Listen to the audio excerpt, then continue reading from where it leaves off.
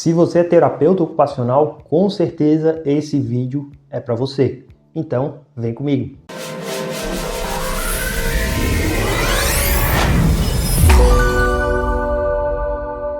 Fala pessoal, para quem não me conhece, eu sou o contador Bruno, proprietário aqui da Inbound e especialista em contabilidade para profissionais de terapia ocupacional. Se você é terapeuta ocupacional e está nesse vídeo, com certeza tem que deixar aquele like maroto, se inscrever no canal e também acompanhar nossos conteúdos aqui, com certeza vão ajudar você no dia a dia.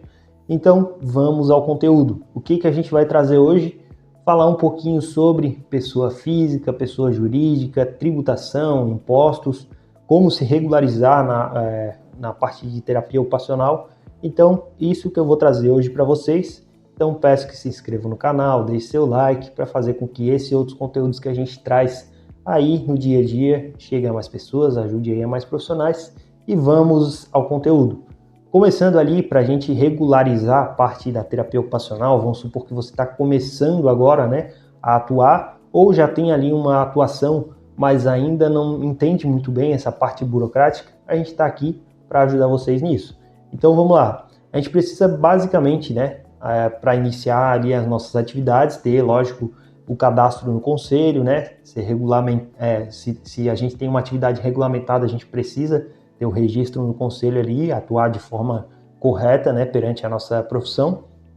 E, além disso, a gente precisa se regularizar perante a Prefeitura, Receita Federal e também a contribuição ali ao INSS, porque são contribuições obrigatórias. Basicamente, o profissional que atua como pessoa física, e aí, nesse contexto eu já gosto de puxar a questão do planejamento tributário, entender se realmente atuar pela pessoa física, pela quantidade que você ganha e a quantidade que você gasta, né, nessa operação ali, quando vai prestar o seu serviço, quanto você ganha, quanto você gasta, a gente entender se é melhor atuar pela pessoa física ou abrir um CNPJ.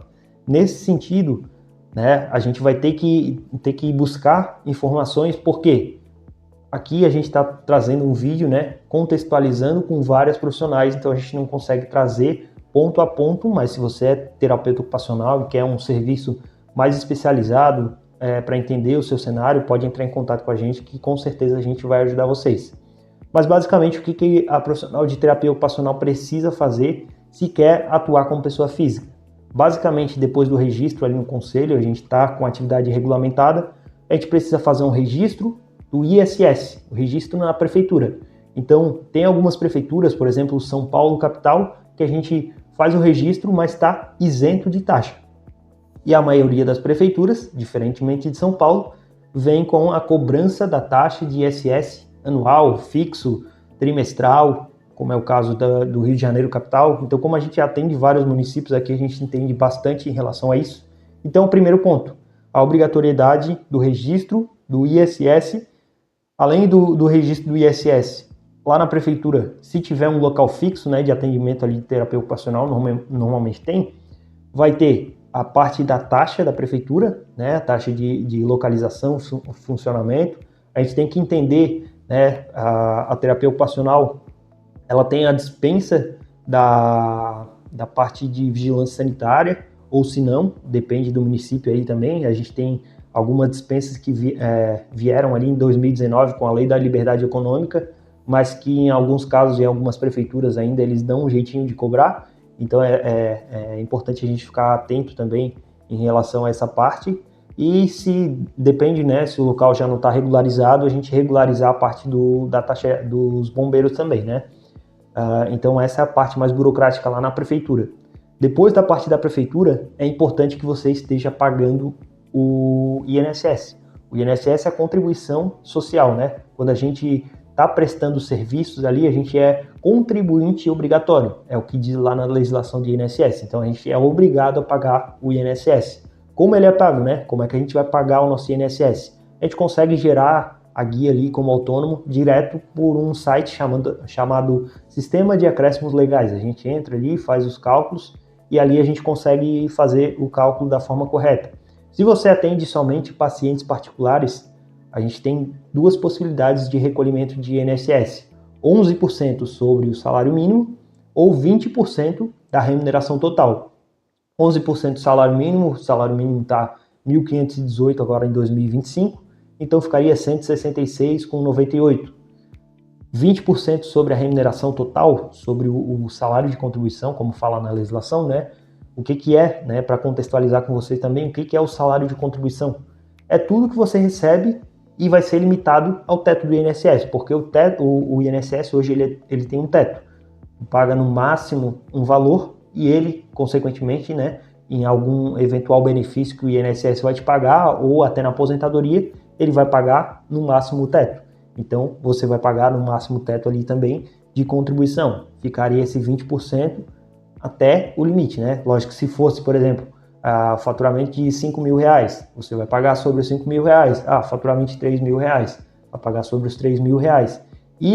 Esse de 20%, é lógico, tem uma opção, né, de a gente fazer com 11%, mas aqui no de 20% ele te dá mais benefícios. Então é bem importante que esteja pagando via 20%, que vai te dar, né, um rol mais amplo ali, só que ele vai ter um custo maior.